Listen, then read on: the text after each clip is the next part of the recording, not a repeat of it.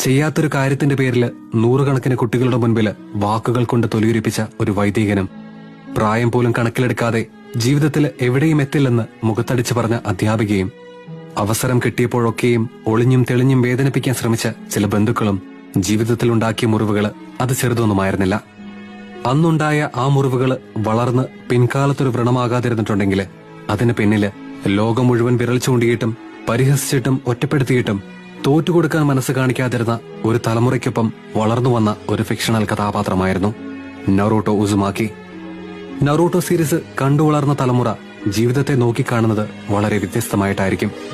കാരണം ആ സീരീസിലെ ഓരോ കഥാപാത്രവും ജീവിച്ചു കാണിച്ചു തന്ന മൂല്യങ്ങളും കാഴ്ചപ്പാടുകളും മറ്റെവിടെയും ഇത്ര മനോഹരമായിട്ട് കണ്ടെത്താൻ നമുക്ക് കഴിയില്ല.